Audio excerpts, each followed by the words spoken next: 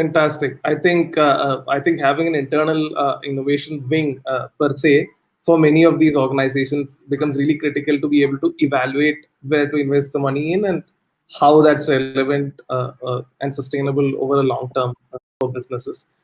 Now, just coming to Vijay, Vijay, one thing I think would be very interesting for a lot of people here would be to understand the fundraising process as you have experienced it, and you've been able to raise funds from across the board of investors. If you could share a few tips, possibly in terms of how your interactions have been with investors and what has worked for you, I think that might be really helpful for the people out there. Yeah, so I think in the prop tech space, right, when you have to get somebody's appetite to invest on you, there are very critical metrics that I think we would like to see based on our interactions that I'm quoting here, right? And Nina, you can pitch in the moment you feel if something is wrong, right? So what I fundamentally see is, especially in the prop tech space, right, your ability to scale or your ability to distribute your product becomes a very, very critical factor, right? While you're solving the problem, right? See, what happens with most of the entrepreneurs is they try to solve the problem end to end, right? What I say is, as an entrepreneur, you can solve only few problems. You can't solve all the problems because you're always, most of the times you're bootstrapped, right? When you're coming up with a solution, you can only solve one problem and try to solve that problem at scale and make sure that your product is distributed very fast, right? Otherwise, what will happen is, by the time, like if you see, for example, you take the COVID example, you're solving the problem end to end.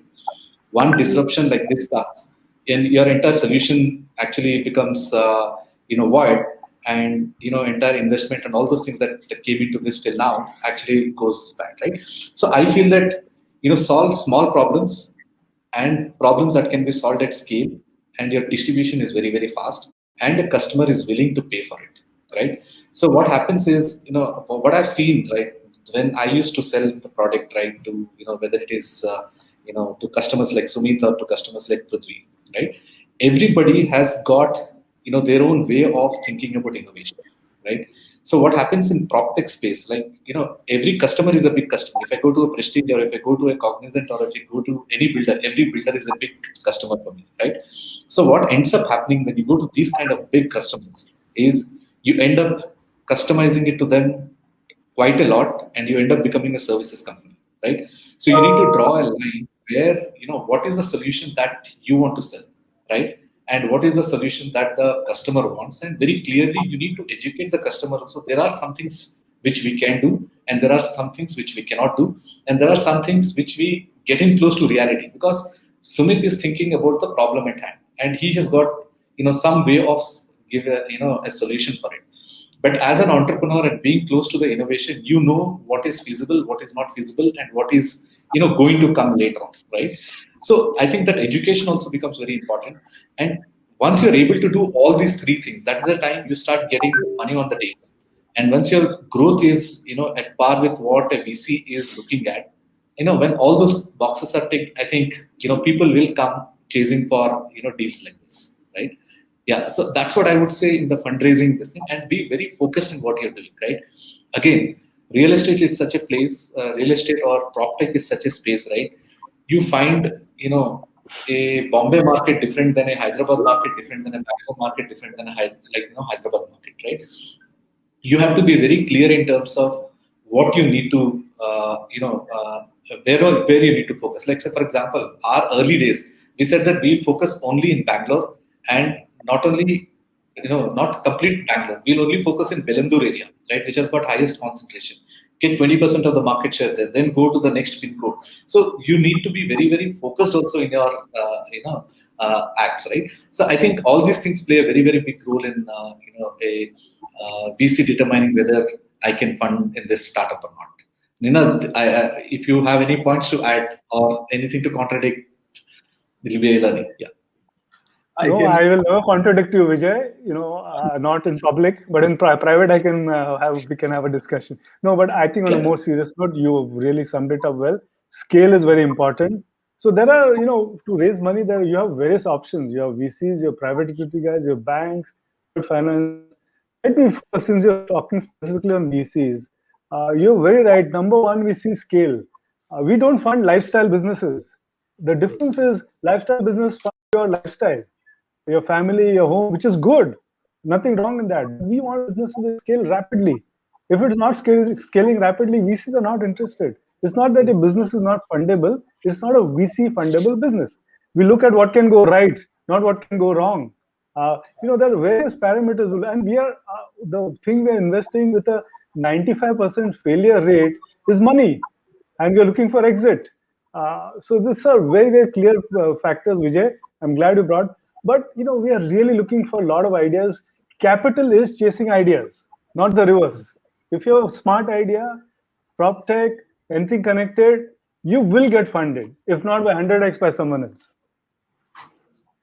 Fantastic. I think that's like the apt and perfect closure for the session. I have gotten a gentle nudge from Sapna saying that we must now move on to taking questions. But Vijay and Ninad, I think the key thing that especially who are startups who are in the audience would want to take away is that the need to stay focused, need to stay simple, solving the right problems. But also, if you are really looking at raising funds from VCs, you have to have a scalable business model, and that's where the money will follow. Obviously, there are funding is not and never restricted only to the VC ecosystem. There are multiple avenues for raising funding, and every viable business would end up raising funds. So either one way or the other. But the key to looking at building a business which is scalable, which is simple, solving a very simple problem, which Vijay was talking to, and staying really focused on what you want to solve. With that note, we can open it up to questions. Before that, Sapna, I will just want to summarize the entire discussion here for the benefit of everyone here. We started off by talking about the trends that the space will see. Then we quickly moved on to where investments will happen. We had taken a view from the entire spectrum of the ecosystem here. And some of the key things that emerged is here. One, 2021, everyone is really optimistic about the whole economy is pumped to grow.